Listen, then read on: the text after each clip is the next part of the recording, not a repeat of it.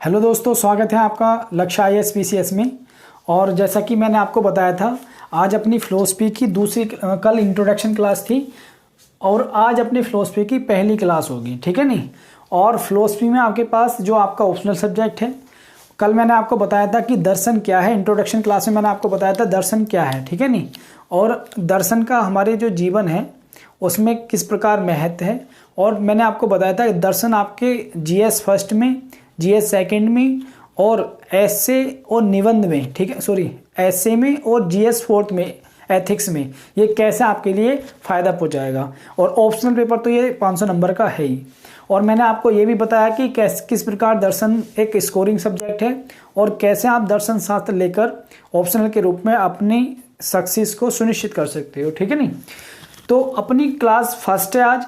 कल मैंने आपको जो इंट्रोडक्शन क्लास थी उसमें एक बात और बताई थी, तत्व मीमांसा के बारे में बताई थी।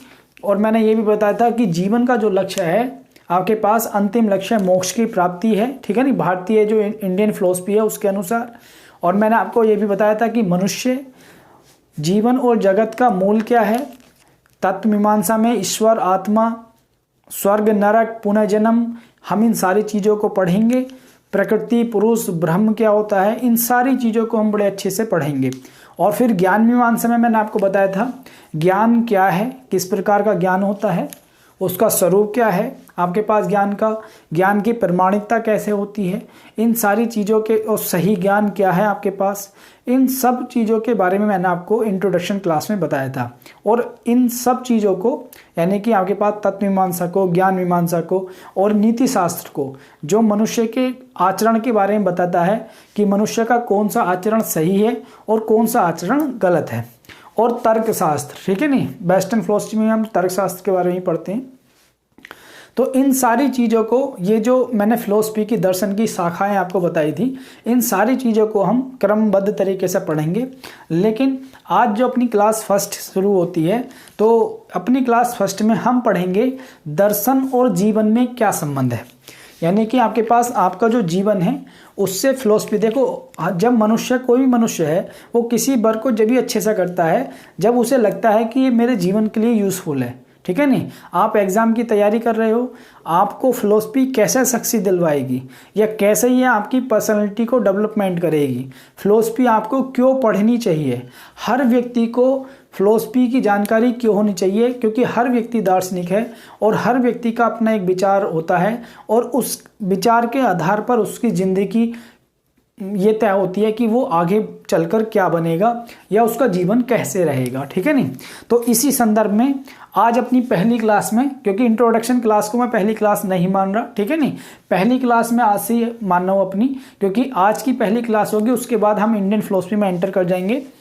तो पहली क्लास में आज हम पढ़ेंगे कि दर्शन और मानव के जीवन में क्या संबंध है, आपको दर्शन शास्त्र क्यों लेना चाहिए एक ऑप्शनल के रूप में, ठीक है नहीं, मानव के जीवन को ये कैसे प्रभावित करता है, इन सारी चीज़ों को आज हम पढ़ेंगे, ठीक है नहीं। तो पहला अपना है आपके पास दर्शन और जीवन।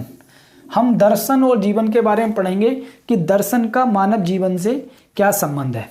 तो मानव जीवन, अगर हम मानव जीवन को देखें तो मानव का जीवन विचारों का पुंज होता है, क्योंकि हमारा जो जीवन होता है हमारे विचारों का एक आकार होता है, जैसे हमारे विचार होते हैं वैसे हमारा जीवन बनता है, ठीक है नहीं। तो मनुष्य का जो जीवन है वो विचारों से संचालित होता है और विचारों से ही मार्गदर्शित होता है।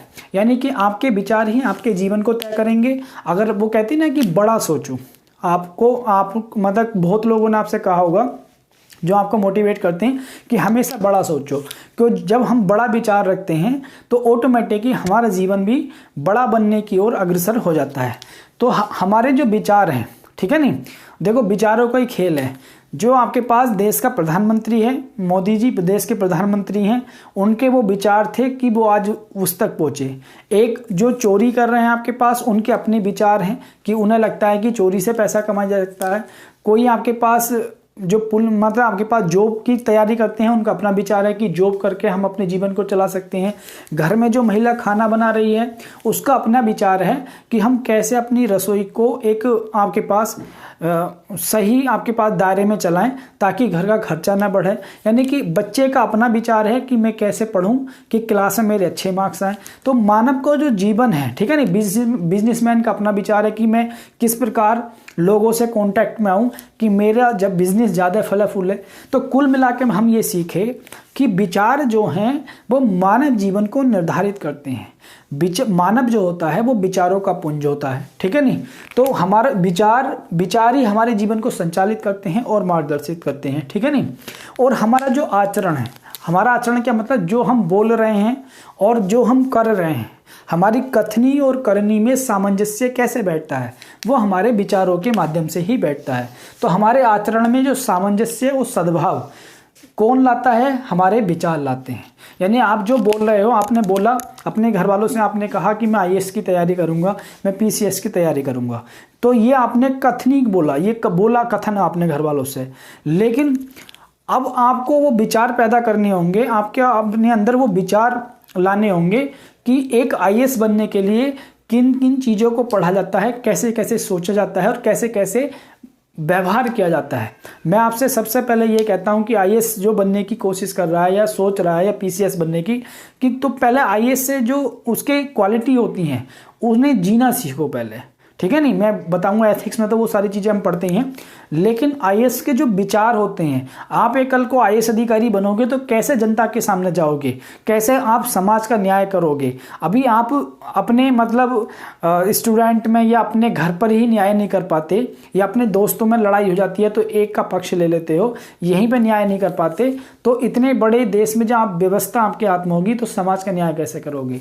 तो समाज का न्याय आप जब ही करोगे जब आपके अंदर सत्यनिष्ठता होगी, जब आपके अंदर पारदर्शिता होगी, ट्रांसपेरेंसी होगी, जब आपके अंदर संवेदनशीलता होगी, सेंसिटिविटी होगी।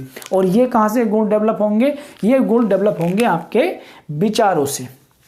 और आपके विचार ही आपने जो बोला और आपने जो किया उसमें सामंजस्य स्थापित करेंगे। और आपके विचार ही आपके सद्भाव को सुनिश्चित करेंगे कि आपका कैसा भाव है, लोगों के प्रति व्यवहार कैसा है, आप लोगों से झूठ बोलते हैं या लोगों की हेल्प करते हैं, या आपकी इतनी गुडविल है लोगों में कि आप जो कहते हैं लोग आसानी से समझ जाते हैं और मान लेते हैं। तो ये जो व्यवहार है आपका वो आपके विचारों से संचालित होता है, ठीक है नहीं।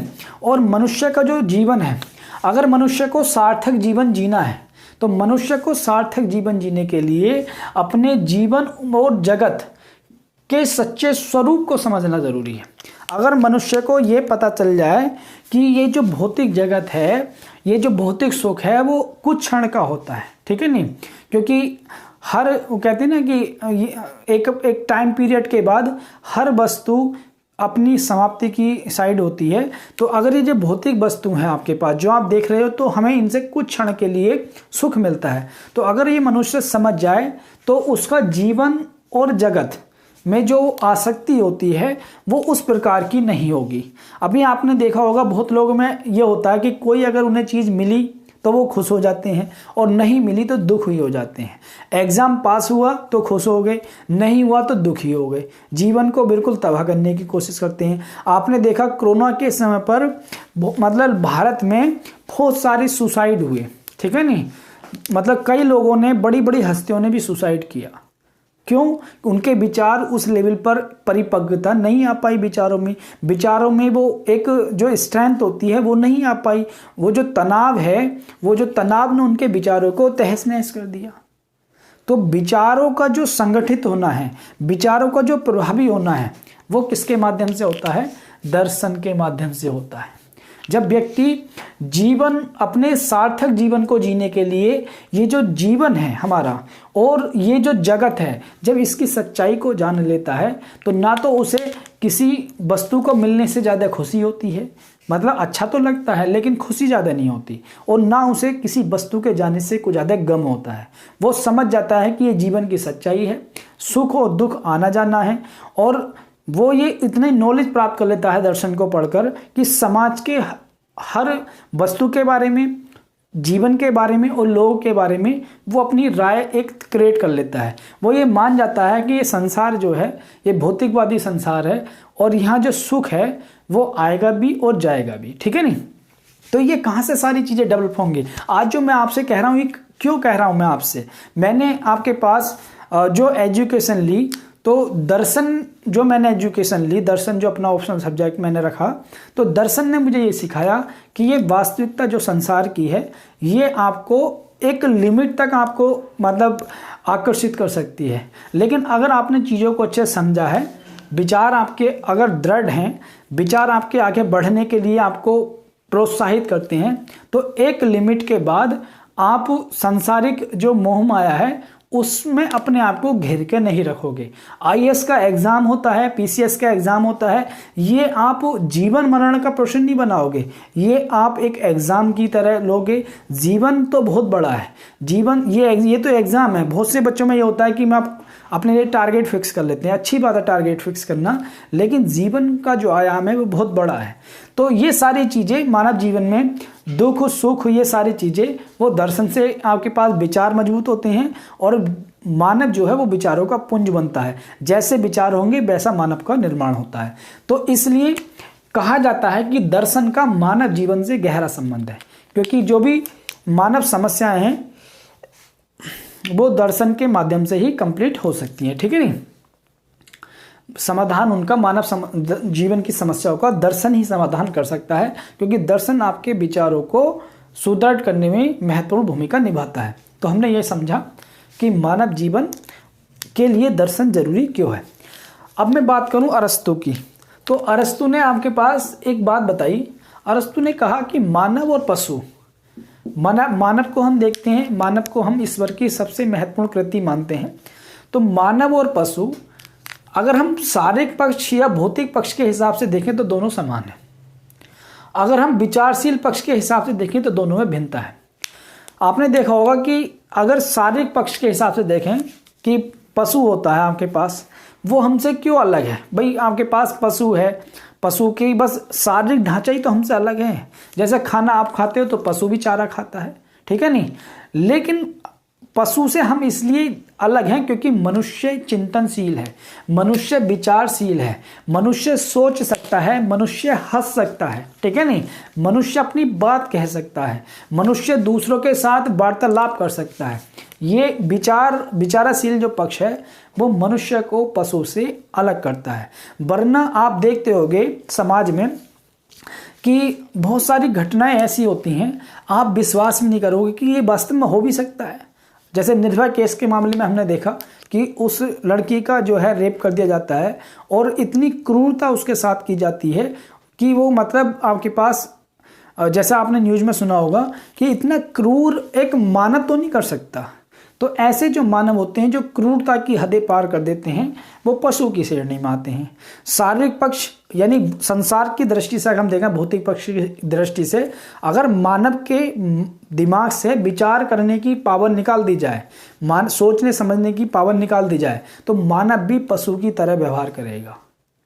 मानव भी आपके पास पशु की तरह ही व्यवहार करेगा, क्योंकि वो मानव इसलिए मानव है क्योंकि उसमें विचार करने की क्षमता है, उसमें सोचने समझने की क्षमता है। तो अरस्तु ने कहा कि अगर हम शारीरिक पक्ष के हिसाब से देखें तो मानव और पशु समान है। पशु खाना खाता है, पशु आपके पास बाकी सारे काम करता है, ठीक है नहीं? और दिन रात मतलब जैसे भी आप देखते होगे सबके घरों में पशु होते हैं। तो अगर तुमने देखा होगा कि जो व्यक्ति बिना सोचे समझे किसी काम को करते हैं तो आप डायलॉग ये सुनने बहुत मिल जाता है, अरे मतलब रहा बैल का बैल ही, ठीक है नहीं? इस टाइप से बोलते हैं गाँवों में, तो मिल जाता है डायलॉग ये, या मतलब पशु ही बने, ठीक है? और इसलिए कहा जाता है शिक्षा जो होती है वो हमें पशुत्व से मनुष्यत्व की ओर ले जाती है। शिक्षा हमारे दिमाग को खोलती है। क्यों? क्योंकि शिक्षा हमारे विचारों को संगठित करती है, शिक्षा हमारे विचारों को सुदृढ़ करती है, शिक्षा हमारे विचारों में पैनापन लाती है, शिक्षा हमारे विचारों में एक संवेदनशीलता लाती है, पारदर्शिता लाती है, सत्यनिष्ठता लाती है, ठीक है नहीं? तो अरस्तु ने यह कहा कि अगर हम शारीरिक रूप से देखें तो मनुष्य पशु के समान है, लेकिन मनुष्य पशु से इसलिए अलग है क्योंकि मनुष्य विचारशील है, ठीक है नहीं? मनुष्य सोच सकता है, समझ सकता है। और मनुष्य विचारशील क्यों है? मनुष्य विचारशील ये है क्योंकि उसके अपने विचार हैं, उसके अपने विचारों का आधार है, उसके अपने विचार जो है वो उस लेवल पे इकट्ठे हैं, संगठित हैं, जो उसके जीवन को आगे बढ़ा रहे हैं। और विचार कहाँ से आपके पास पूंजी के रूप में डेवलप होते हैं? विचार कहाँ से संगठित होते हैं? दर्शन से। दर्शन क्या है? मैंने आपको बताया था, दर्शन का मतलब होता है देखना, विवेचना करना। जब आप किसी भी समस्या के समाधान के लिए उस पर सोचते हो, चिंतन करते हो, तो आपके मन में एक विचार डेवलप होता है। जब आपने सोचा कि आप आईएएस की तैयारी करोगे, तो आपने सोचा, चिंतन किया, तो विचार डेवलप हुआ कि मैं कर सकता हूँ, ठीक है नहीं। और जब आपने सोचा कि मैं आईएएस बन सकता हूँ, मैं पीसीएस बन सकता हूँ, तो आपने निर्णय लिया। सफलता असफलता वो दूर की बात है, सफल होना या असफल होना वो एक अलग पक्ष है, ठीक है नहीं। क्योंकि जो आईएएस पीसीएस का सक्सेस रेट है वो उस लेवल का है कि अगर 100 बच्चे एग्जाम देंगे तो एक बच्चा पास होगा, बाकी 99 बच्चे फेल ही होने हैं, ठीक है नहीं। तो सफलता असफलता एक अलग चीज़ है। लेकिन आपने विचार बनाया कि मैं कर सकता हूँ, और आपने सोचा कि मैं प्रयास करूँगा, क्योंकि जो प्रयास करते हैं वो कभी उनका प्रयास बेकार नहीं जाता है, देर सवेर उन्हें सफलता मिलती है। तो आपने जो सोचा समझा और उसे इम्प्लीमेंट कर रहे हो आज की क्लास को लेकर, वो आपका विचारशील पक्ष है, ठीक है नहीं। वो आपने पशु के माइंड सेट से नहीं सोचा, वो अपने विचारशील पक्ष है आपका, इसलिए आपने सोचा। और मनुष्य का जो जीवन है सार्थक जीवन, उसे जीने के लिए और जगत को समझने के लिए, यानी कि ये जो जगत है उसे समझने के लिए और अपने जीवन को आगे बढ़ाने के लिए उसका विचारशील होना बहुत ज़रूरी है। और वो उसका विचारशील होना बहुत ज़रूरी है। और विचारशील पक्ष कहाँ से डेवलप होता है? दर्शन से। अगर आप दर्शन पढ़ते हो, आपकी अपनी किसी भी सोच है हर विषय पर, ठीक है नहीं, अपनी सोच डेवलप करते हो, तो वो आपके विचारों को सुदृढ़ करती है। और जब आपके विचार सुदृढ़ होते हैं, आपका विचारशील पक्ष मजबूत होता है, तो आप इस जगत को समझते हो। और छींक आ रही है, बार बार रुक जा रही है, ठीक है नहीं, सॉरी। तो मनुष्य क्या विचारशील पक्ष जब मजबूत होता है तो वो इस जीवन और जगत को भली भांति समझता है, ठीक है नहीं। तो अरस्तु ने कहा कि जो मनुष्य का शारीरिक पक्ष है वो पशु के समान होता है, और जैसे मतलब संतुष्टि और उपभोग के मामले में मनुष्य पशु के समान है। मतलब जैसे आपने देखा होगा मनुष्य को कि भौतिकवादी इस युग में कोई व्यक्ति कितने भी पैसे कमा रहा है, लेकिन फिर भी उसे पैसे की लालसा है, फिर भी उसे भौतिक वस्तुओं की लालसा है। मतलब घर में उसके आपके पास कार खड़ी हुई है, लेकिन वो चाहता है मैं उससे बढ़िया कार लेकर आऊँ और भी, ठीक है नहीं। तो संतुष्टि नहीं है आपके पास। इसी प्रकार पशु को भी संतुष्टि नहीं होती। आपने देखा होगा कि घास का अगर आप चारा डाले हो, क्या चाहे एक मतलब दबिया बना के इस टाइप से इकट्ठा डाल दो, या फिर थोड़ा थोड़ा करके डालते हो, पशु कभी मना नहीं करता कि मुझे मत डालो, कि मैं थक चुका हूँ। जितनी बार आप उसे चारा डालोगे वो खाएगा। तो संतुष्टि नहीं होती उसे भी। ऐसी मानव को भी संतुष्टि नहीं है अपने जीवन में। मनुष्य भी ये दौड़ में लगा हुआ है कि आज इतना कमाना, कल इतना कमाना, फिर कल इतना कमाना, इस टाइप से। तो अगर संतुष्टि के और उपभोग के मामले में देखा जाए तो मनुष्य पशु के समान है। लेकिन अगर विचार के स्तर पर, मैंने आपको समझाया कि मनुष्य पशु से अलग है। केवल विचार के स्तर पर मनुष्य सोच सकता है, समझ सकता है और अपने जीवन में समस्याओं का समाधान कर सकता है, ठीक है नहीं। तो वो उसकी सोचने समझने की क्षमता से विकसित होता है। तो हमने एक टोटल देखा ओवरव्यू कि जीवन और जगत को समझना ही एक महत्वपूर्ण पक्ष है मानव के विचारशील होने का। तो जीवन और जगत से किसका संबंध गहरा हो गया? दर्शन का। क्योंकि दर्शन आपके विचारों को डेवलप करेगा और सार्थक जीवन को जीने के लिए विचारशील होना बहुत जरूरी है, ठीक है नहीं। तो इसलिए अपना जो टॉपिक है दर्शन और जीवन, तो हमारे जीवन से कौन आपके पास गहरा संबंध है? किसका? दर्शन का, ठीक है नहीं।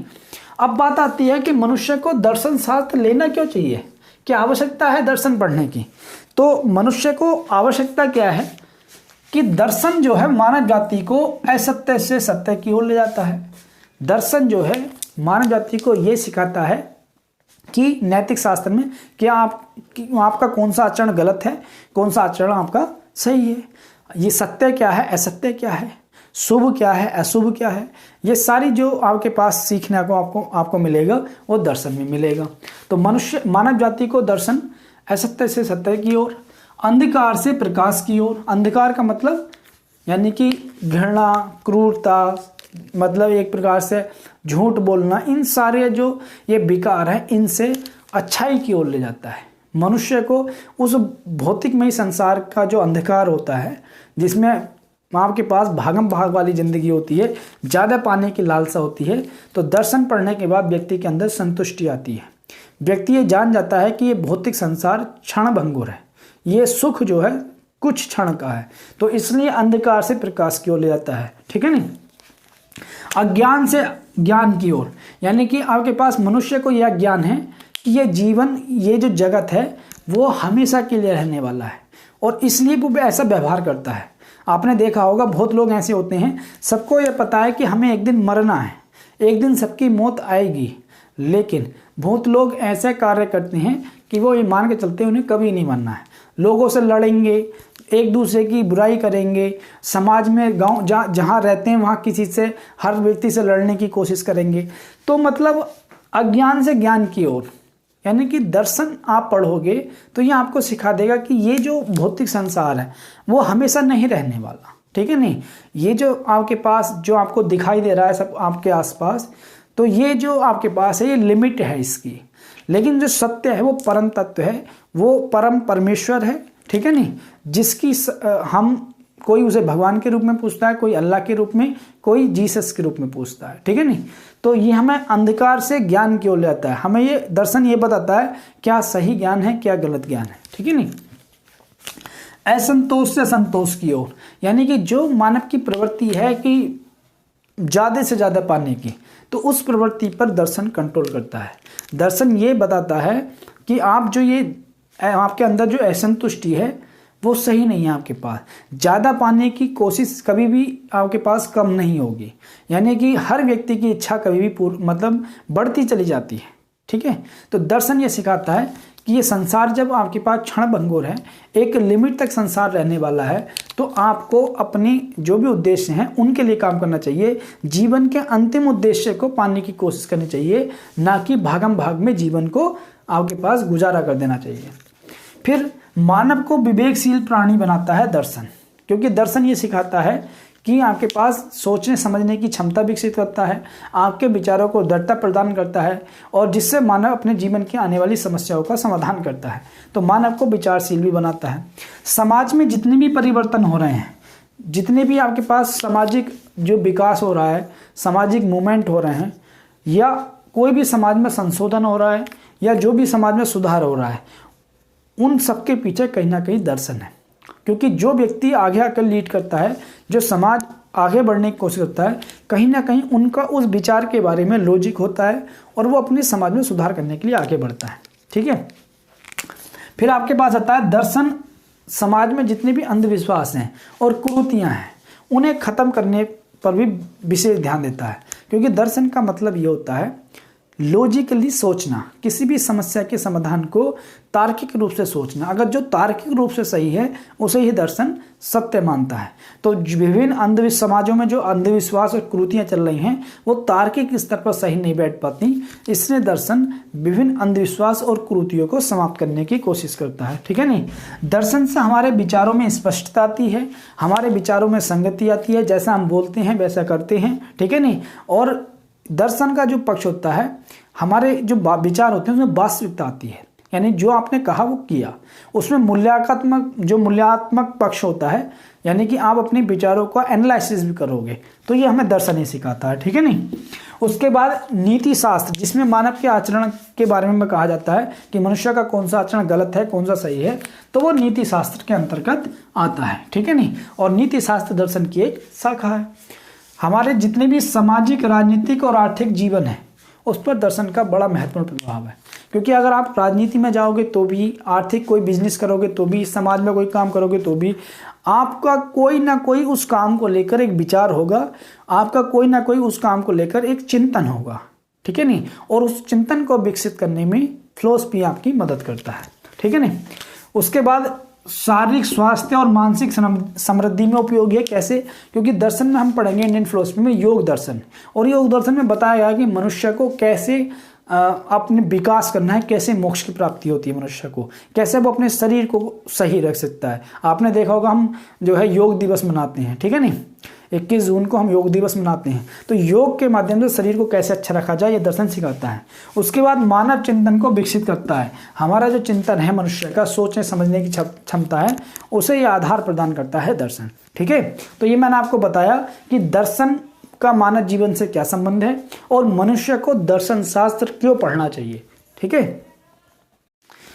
अब हम पढ़ेंगे विज्ञान और दर्शन, यानी कि अगर अपना टॉपिक अगला होगा विज्ञान और दर्शन, यानी विज्ञान का दर्शन से क्या संबंध है, दर्शन का धर्म से क्या संबंध है, इन दोनों टॉपिक को हम पढ़ेंगे, ठीक है। तो देखो, अगर मैं विज्ञान और दर्शन की बात करूं तो दोनों में हम असमानता के बिंदु पढ़ेंगे, क्या क्या बातें असमान हैं, और दोनों में समानता के बिंदु क्या है, इन दोनों को चीज़ों को पढ़ेंगे। क्योंकि देखो, दर्शन और धर्म एक दूसरे से बहुत नज़दीकी संबंध है इनका, क्योंकि दर्शन का और विज्ञान का क्योंकि विज्ञान की जो प्रकृति है वो आपके पास प्रयोगात्मक है। मतलब विज्ञान में उसी चीज़ को सत्य माना जाता है जो प्रयोगशाला में मतलब खरा उतरता है, जिसका प्रयोग किया जा सके, जिस पर प्रयोग किया जाता है और उसके बाद रिजल्ट सही आता है, ठीक है नहीं, वही चीज़ सत्य है जो प्रयोगशाला में सिद्ध हो चुकी है, ठीक है नहीं। लेकिन दर्शन की जो प्रकृति है वो चिंतनात्मक है, यानी दर्शन में वही चीज़ ठीक है जो तार्किक रूप से सही है, यानी जिसका चिंतन किया हुआ है और वो चिंतन पर खरी उतरती है। तो दोनों में पहला अंतर तो ये है कि विज्ञान में वही चीज़ सही है जो प्रयोगशाला में सिद्ध हो चुकी है, जबकि दर्शन में वह चीज़ सही है जो तार्किक रूप से सही है, लॉजिकल सही है, ठीक है नहीं। विज्ञान में ज्ञानेंद्रियों द्वारा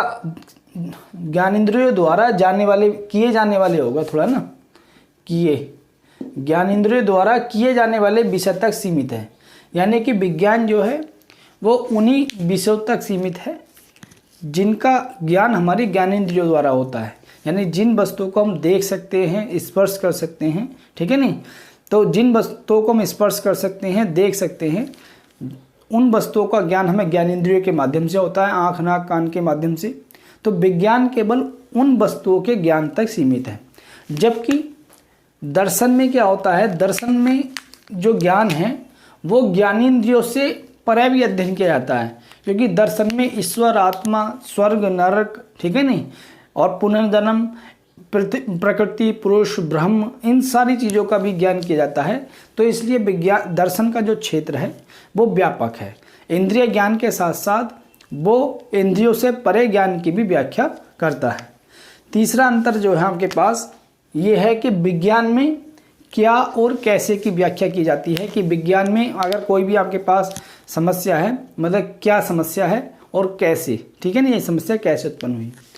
जबकि दर्शन में क्या होता है, क्या और क्यों के साथ साथ, ठीक है नहीं, क्या और कैसे के साथ साथ, क्या और कैसे के साथ साथ क्यों का भी अध्ययन किया जाता है, ठीक है नहीं, कि अगर समस्या है तो क्या है, कैसे उत्पन्न हुई है, ठीक है नहीं, या कैसे उसका समाधान किया जाए और क्यों, ठीक है, ये समस्या की जड़ क्या है, इन सारी चीज़ों का अध्ययन किया जाता है। यानी दर्शन का क्षेत्र व्यापक है, वहाँ केवल क्या और कैसे का अध्ययन किया जाता है, यहाँ क्या कैसे के साथ साथ क्यों का भी अध्ययन किया जाता है, ठीक है नहीं। इसलिए दर्शन का जो क्षेत्र है वो विज्ञान के क्षेत्र से व्यापक है।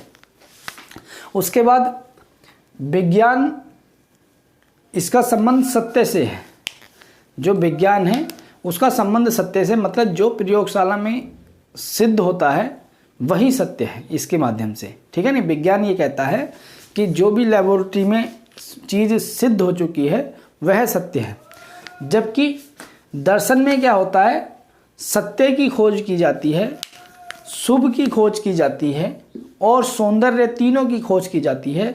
इसलिए कहा जाता है सत्यम शिवम सुंदरम, यानी कि जो सत्य है वो शुभ भी है और वो सुंदर भी है, यानी अर्थात परम तत्व की व्याख्या की जाती है। परम तत्व यानी कि जो सत्य है, शिवम है, वो सुंदर भी है, वो परम तत्व, सत्यम शिवम सुंदरम, इसमें तीनों की बात की जाती है, जबकि विज्ञान में केवल सत्य की बात की जाती है। उसके बाद विज्ञान में जो ज्ञान होता है वो वर्णनात्मक और फैक्चुअल होता है। विज्ञान में जो हम ज्ञान प्राप्त करते हैं वो हम एक्सप्लेनेशन भी होती है उस ज्ञान की, यानी कि वर्णनात्मक होता है, वर्णन किया जा सकता है उस ज्ञान का, और तथ्यपरक होता है, फैक्चुअल भी होता है। जबकि दर्शन में जो ज्ञान होता है उसमें ज्ञान में मूल्यात्मक पक्ष जो होता है, यानी कि समीक्षात्मक पक्ष जो होता है, वो आपके पास काम करता है दर्शन में, ठीक है नहीं। जैसे मूल्यात्मक, समीक्षात्मक, आलोचनात्मक, ये जो वर्ड है ना आपके, ये आपके मेंस की आंसर राइटिंग में और फिलोसफी की आंसर राइटिंग में बड़े महत्वपूर्ण भूमिका अदा करते हैं। क्योंकि क्वेश्चन में यही आता है कि निम्न कथन का मूल्यात्मक वर्णन कीजिए। तो मूल्यात्मक का क्या मतलब क्या होता है, वर्णनात्मक का मतलब क्या होता है, ये आपको पता होना चाहिए। वर्णनात्मक का मतलब ये होता है कि विज्ञान में किसी भी टॉपिक का वर्णन किया जाता है और उसके संदर्भ में फैक्चुअल चीज़ें भी याद रखी जाती हैं। जबकि दर्शन में क्या होता है, मूल्यात्मक पक्ष होता है। समीक्षात्मक, मूल्यात्मक दोनों एक ही लगभग होता है कि विज्ञान में वस्तुओं का जो ज्ञान है उसकी समीक्षा की जाती है, ठीक है नहीं, उसका मूल्यांकन किया जाता है। तो विज्ञान में दर्शन में जो ज्ञान है उसमें मूल्यात्मक ज्ञान प्राप्त किया जाता है, ठीक है नहीं, समीक्षा की जाती है वस्तु की हर प्रकार से, ठीक।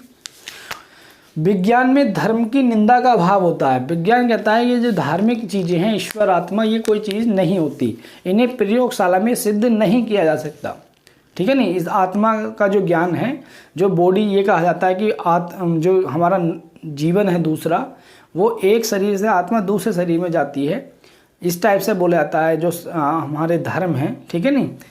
लेकिन विज्ञान उसका खंडन करता है। विज्ञान कहता है ना तो ईश्वर को कहीं लैबोरेटरी में सिद्ध किया जा सकता है और ना ही आत्मा को कहीं लैबोरेटरी में सिद्ध किया जा सकता है। इसलिए विज्ञान कहता है ये जो धर्म में बातें बताई गई हैं उन्हें लैबोरेटरी में सिद्ध नहीं किया जा सकता, इसलिए वो सत्य नहीं है। जबकि दर्शन में क्या होता है, धर्म की निंदा नहीं की जाती। दर्शन में धर्म की निंदा नहीं की जाती, बल्कि धर्म में जो सत्यता है, धर्म में जो निहित सत्य है उसकी खोज की जाती है, ठीक है नहीं, उससे जानने का प्रयास किया जाता है। यानी कि दर्शन ये नहीं कहता कि धर्म बेकार है या धर्म खराब है या धर्म असत्य है। दर्शन ये कहता है धर्म में जो सत्यता का भाव है, धर्म में जो बातें कही गई हैं, उस बात को जानने का प्रयास दर्शन करता है, ठीक है नहीं। तो इसलिए दर्शन का जो क्षेत्र है वो एक बड़ा क्षेत्र है, ठीक है। तो ये तो हमने पढ़े दोनों के मध्य असमानता के बिंदु। अब बात ये आती है कि विज्ञान का भी उद्देश्य सत्य की खोज है और धर्म का भी उद्देश्य सत्य की खोज है, तो दोनों में कुछ समानता के बिंदु भी दिखाई देते हैं। क्यों? क्योंकि आपके पास पहला समानता का बिंदु ये है कि दोनों की उत्पत्ति जगत के प्रति जो आश्चर्य है और संदेह है उससे हुई है। यानी कि विज्ञान भी ये देखता है कि ये सृष्टि कैसे चल रही है अपने आप में, ये आपके पास ब्रह्मांड में सारी व्यवस्थाएं कैसे हैं उसका अध्ययन विज्ञान कर रहा होता है।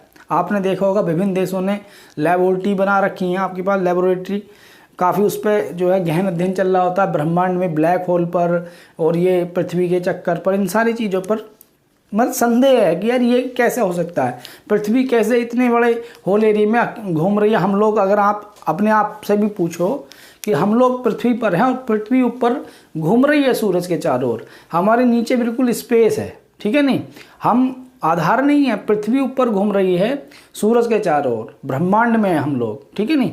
तो संदेह हमारे मन में भी पैदा होता है। तो इसी प्रकार विज्ञान और धर्म में जो भी जगत के प्रति आश्चर्य और संदेह है आपके पास, इनका दोनों की जो उत्पत्ति है वो जगत के प्रति जो आश्चर्य और संदेह है उसे लेकर हुई है, और दोनों ही जगत की व्याख्या करने की कोशिश करते हैं। विज्ञान कहता है कि ये जो जगत है वो विकास का परिणाम है, जबकि दर्शन ये कहता है कि ये जगत जो है वो आपके पास वो कई तत्वों से मिलकर बना है, ठीक है। और जैसे उसमें तत्व मीमांसा में कई तत्वों की बात की जा रही होती है, प्रकृति की बात जो है दर्शन में कही बोली जाती है कि प्रकृति अपने आप से कुछ नहीं करती है, जब पुरुष का प्रकृति का सानिध्य होता है तो जगत की उत्पत्ति होती है, ठीक है नहीं। तो कुल मिलाकर दर्शन और विज्ञान की उत्पत्ति जगत के प्रति जो आश्चर्य और संदेह है उसे लेकर हुई है। तो पहली असमानता ये है। दूसरी असमानता ये है, दोनों का उद्देश्य क्या है, सत्य की खोज। दोनों का उद्देश्य सत्य की खोज और निश्चित और यथार्थ ज्ञान, यथार्थ ज्ञान का मतलब सत्य ज्ञान प्राप्त करने की होती है। विज्ञान भी ये कहता है कि जो लेबोरेटरी में आपके पास सिद्ध हो चुका है वही सत्य ज्ञान है।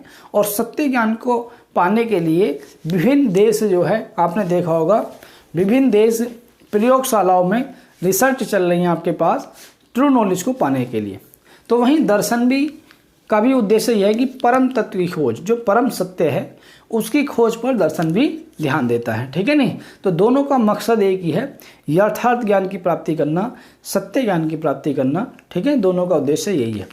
और दोनों में एक समानता यह है कि दोनों ही जो जीवन में, जो समाज में अंधविश्वास और पूर्वाग्रह चल रहे होते हैं, तो दोनों ही उन अंधविश्वासों को और पूर्वाग्रहों को समाप्त करने में महत्वपूर्ण भूमिका निभाते हैं। क्यों? क्योंकि विज्ञान भी ये कहता है कि वैज्ञानिक दृष्टि से ये बात गलत है।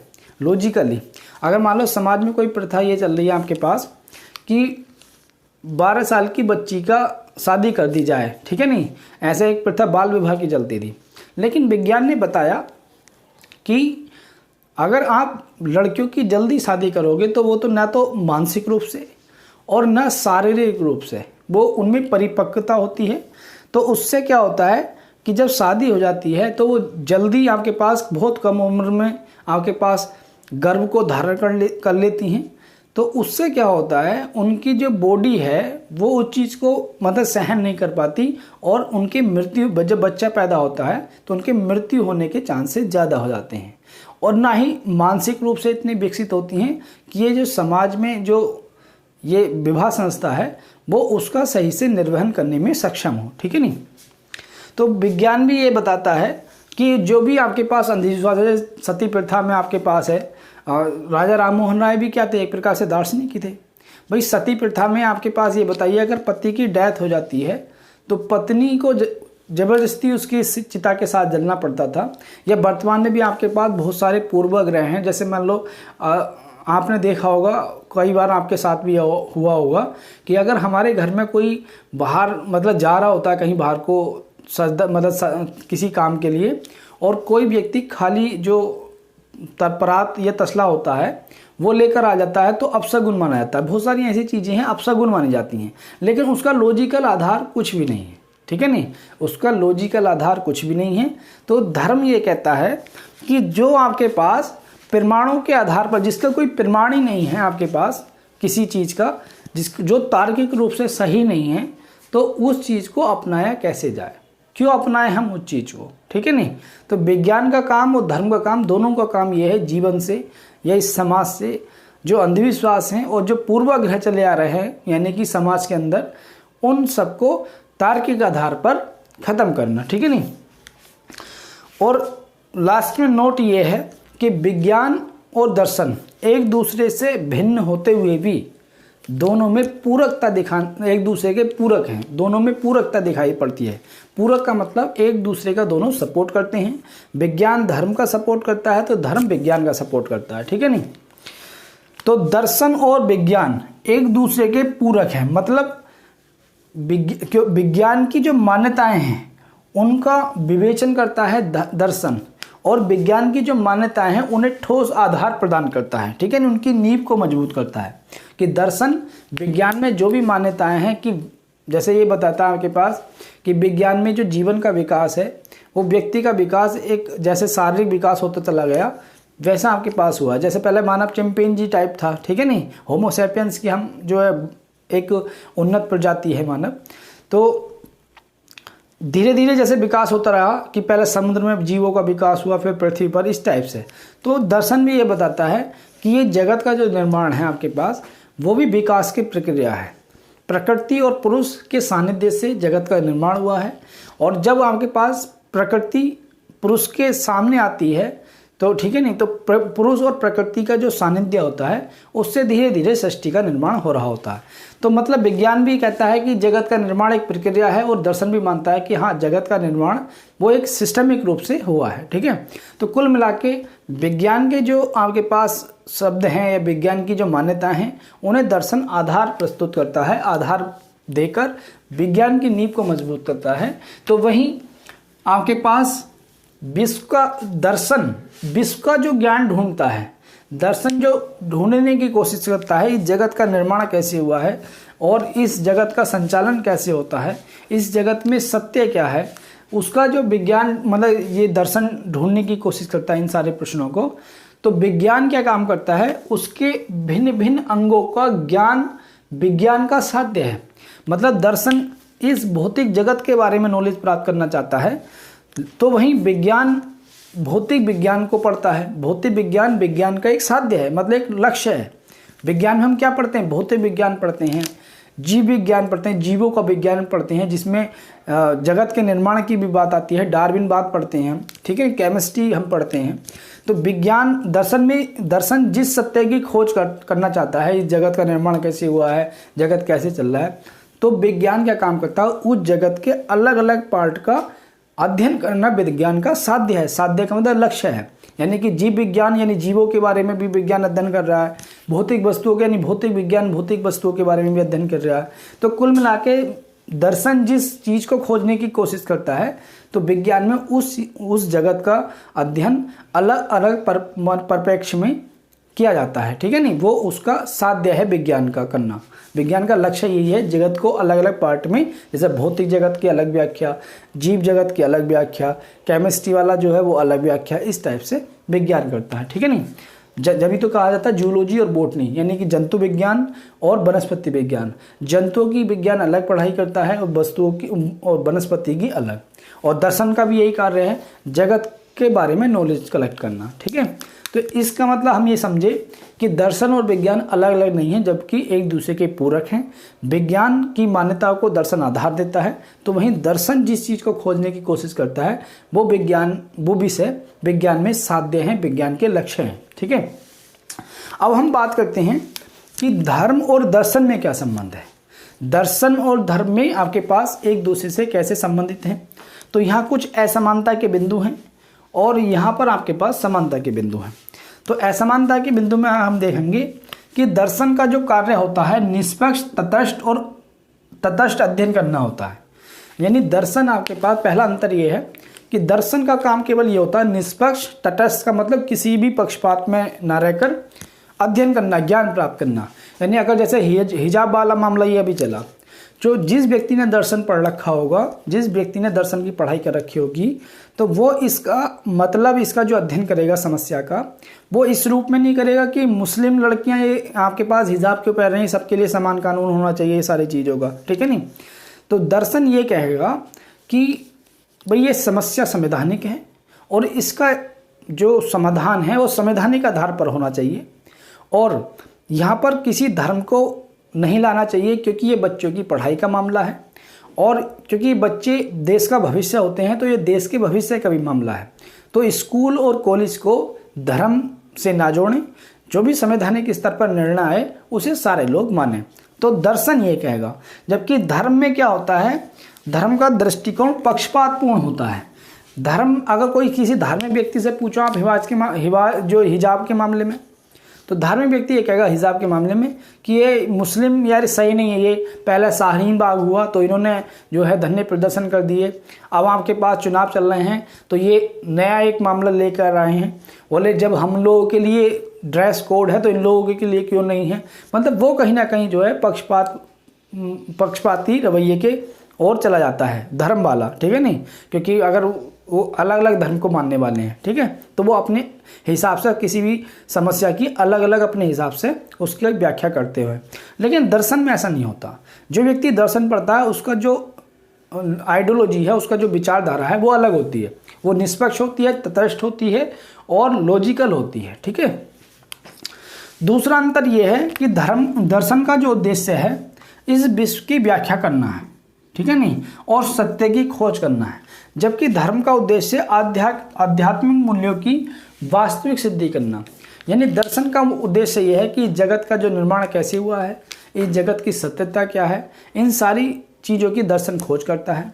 जबकि धर्म में क्या होता है, जो इनके आध्यात्मिक मूल्य हैं, ईश्वर, आत्मा, स्वर्ग, नरक, वो उनकी सिद्धि करने का प्रयास करता है।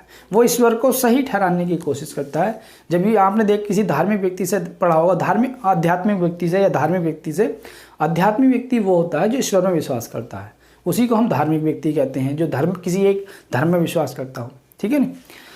तो अगर आध्यात्मिक व्यक्ति से आप पूछोगे कि भाई ईश्वर क्या है, तो वो तरह तरह के आपको मतलब प्रमाण दे देगा कि ईश्वर ये है, ईश्वर ये है, ईश्वर को इसलिए पूजना चाहिए। भगवान राम की कहानी सुनी होगी, भगवान कृष्ण की कहानी सुनी होगी, यानी बहुत सारी बातें आपके सामने रख देगा ईश्वर को सिद्ध करने के लिए।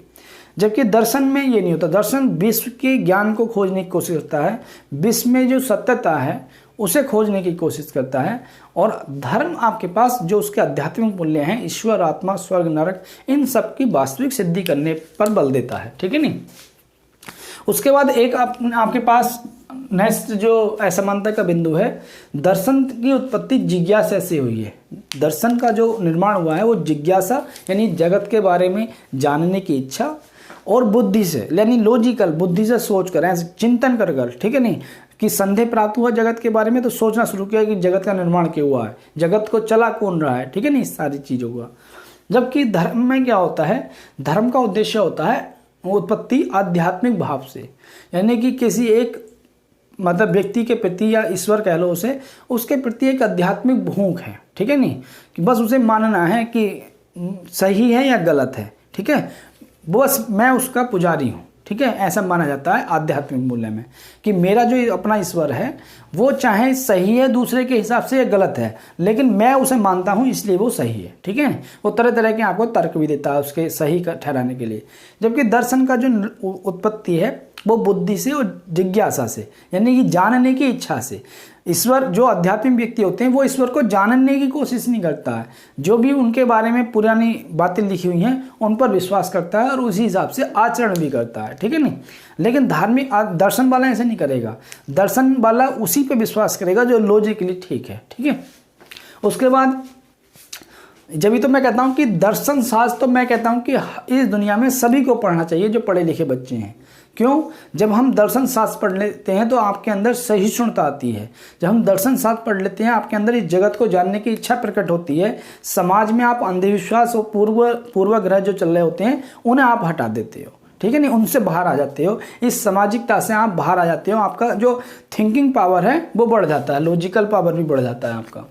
दर्शन में तार्किक विधि का सहारा लिया जाता है, जबकि धर्म में ज्ञान, श्रद्धा और भक्ति का वह महत्व होता है। दर्शन में किसी भी समस्या के समाधान के लिए, किसी भी बात के लिए लॉजिकल सोचा जाता है, तथ्यों के आधार पर। जबकि धार्मिक व्यक्ति क्या होता है, श्रद्धा भाव मन में रहता है और भक्ति, कि बस भक्ति कर रहे हैं आपके पास। जैसा आपने देखा होगा कि अभी 2-3 मतलब बहुत सारे धर्मगुरु पाए गए गलत कार्यों में और वो जेल भी गए, लेकिन आज भी उनके फॉलोवर्स से आप पूछो, ठीक है नहीं, वो भाव उनके अंदर अभी भी है, भक्ति का भाव, कि बस हमारे तो वो गुरुजी हैं, उन्होंने गलत फंसाया गया। लेकिन दर्शन में ऐसा नहीं होता। दर्शन में अगर आप किसी चीज़ को मान रहे हो तो लॉजिकली आप सोचोगे कि हाँ वो सत्य है कि नहीं है। लेकिन धर्म में श्रद्धा का भाव होता है कि अगर हमने किसी को अपना मतलब वो मान लिया, आराध्य मान लिया, तो वो चाहे गलत है या सही है, वो हमारा आराध्य है। भावना, इमोशनल चीज़ें होती हैं, इमोशनल से जुड़ता है धर्म में व्यक्ति। इसलिए आपने देखा होगा कोई भी धार्मिक विवाद होता है तो एकदम बहुत लोग एकदम उग्र हो जाते हैं धर्म के नाम पर। आप ट्रेन में जा रहे हो, कोई भी चर्चा छेड़ दो तो बहुत लोग ट्रेन में धर्म के ऊपर उग्र हो जाते हैं, क्योंकि वो इमोशनल तरीके से जुड़े होते हैं। जबकि दार्शनिक व्यक्ति लॉजिकली बात करेगा, वो ना तटस्थ बात करेगा, ना पक्षपात की बात करेगा, और ना आपके पास बिल्कुल अपोजिट में जाएगा। वो लॉजिकली, जो लॉजिक पर आधारित बातें होंगी वो करेगा। ठीक है नहीं, तो हमने पढ़ा कि दर्शन और धर्म में क्या अंतर होता है। ठीक है, और मैंने ये भी बताया कि हर व्यक्ति को दर्शन पढ़ना क्यों चाहिए, क्योंकि उसकी पर्सनैलिटी डेवलपमेंट हो जाती है, उसकी सोचने समझने की क्षमता का विकास हो जाता है। उसके बाद समानता के बिंदु भी हैं कुछ। समानता का बिंदु यह है कि दोनों का संबंध विश्व के आधारभूत प्रश्नों से है, दर्शन का भी और धर्म का भी। विश्व के आधारभूत, जो विश्व में समस्याएं चल रही हैं आपके पास, कि ये समस्याएं क्यों हैं, विश्व का संचालन कौन कर रहा है, इस जगत का निर्माण क्या हुआ है, ठीक है नहीं, निर्माण कैसे हुआ है, तो ये जो आधारभूत प्रश्न हैं जीवन और जगत के बारे में, दोनों का संबंध उससे है। और दोनों का लक्ष्य परमार्थ सत्ता की खोज करना है, यानी विज्ञान का भी लक्ष्य आपके पास ईश्वरत्व को प्राप्त करना है, परम ईश्वर को प्राप्त करना है। और दर्शन भी ये कहता है कि परम सत्य की खोज, अर्थात आपके पास जिसे आप सच्चिदानंद कहते हो, ठीक है, परम सत्य, या आपके पास ब्रह्म कहते हो, उसकी खोज करना भी दर्शन का काम है। दोनों का काम एक ही है, सत्य की खोज। ठीक है, धर्म के हिसाब से सत्य ईश्वर है, ईश्वर ही सत्य है, सत्य ही ईश्वर है। तो वहीं दर्शन के हिसाब से वो सत्य है आपके पास जो, जैसे शंकराचार्य की बात करूं कि जो आपके पास निर्गुण है, ठीक है, परम ब्रह्म ही सत्य है। दोनों का उद्देश्य जीवन से दुखों को खत्म करना है। देखो, दर्शन और धर्म दोनों की उत्पत्ति का कारण एक ही है, जीवन से दुखों को खत्म करना। इस जगत में इतना दुख है तो इस जगत का निर्माण किसने किया है? अगर ईश्वर ने निर्माण किया है तो फिर जगत में दुख क्यों है? अगर जगत ईश्वर की कृति है तो इस जगत में दुख क्यों है? तो दोनों का काम ये है कि इस जीवन और जगत से दुखों को खत्म किया जाए, यानी कि विभिन्न संकल्पनाओं के, विभिन्न क्रियाकलापों के माध्यम से इस जीवन और जगत से दुखों को दूर किया जाए, जिससे ये जो मनुष्य है वो आपके पास खुशी रह सके। ये जो मनुष्य है, जो ईश्वर की महत्वपूर्ण कृति है, वो आपके पास खुशी जीवन व्यतीत कर सके। तो दोस्तों, आज हमने मतलब काफ़ी अच्छे टॉपिक पढ़े। आज हमने जीवन, दर्शन का जीवन से क्या संबंध है वो टॉपिक पढ़ा, और दर्शन और विज्ञान में क्या संबंध होता है, दर्शन और धर्म में क्या संबंध होता है, ये टॉपिक पढ़ा। तो ठीक है, फिर आपके पास अपनी पहली क्लास कंप्लीट होती है और कल से हम इंडियन फिलॉसफी में एंटर कर जाएंगे दूसरी क्लास में, और हमारा जो सिलेबस है वो शुरू हो जाएगा बिल्कुल कल से, इंडियन फिलॉसफी। ये मैंने अभी आधारभूत चीज़ें थी कि आपको दर्शन क्यों पढ़ना चाहिए, दर्शन विज्ञान से कैसे संबंधित है, धर्म से कैसे संबंधित है, क्योंकि अब आपको ये पता चला कि दर्शन का उद्देश्य क्या है, विज्ञान का क्या उद्देश्य है, दर्शन का क्या उद्देश्य है। और जब आप दर्शन पढ़ोगे तो ऑटोमेटिकली आपके अंदर लॉजिकल थिंकिंग डेवलप हो जाएगी। तो ठीक है, फिर अपना कल जो है हम चारवाक दर्शन के बारे में पढ़ेंगे, और चारवाक दर्शन को पढ़ने से पहले कुछ टर्मिनोलॉजी को, शब्दों की टर्मिनोलॉजी को पढ़ेंगे, और उसके बाद चारवाक दर्शन इंडियन फिलॉसफी को हम स्टार्ट करते हैं अपना सिलेबस कल के लेक्चर से। ये भी दोनों लेक्चर आपके लिए मतलब बहुत महत्वपूर्ण है, क्योंकि इंटरव्यू में ये बहुत क्वेश्चन पूछे जाते हैं कि दर्शन और धर्म में क्या अंतर है, दर्शन विज्ञान में जीवन का दर्शन से क्या संबंध है। ये सब इंटरव्यू के लिए बहुत ही अच्छे क्वेश्चन हैं, और मेंस के लिए भी कहीं ना कहीं आप इनका यूज कर सकते हो। और कल से हम अपने सिलेबस के हिसाब से पढ़ेंगे। ठीक है, फिर मिलते हैं कल दूसरी क्लास में। आज पहली क्लास थी, एक इंट्रोडक्शन क्लास हुई है। ठीक है दोस्तों।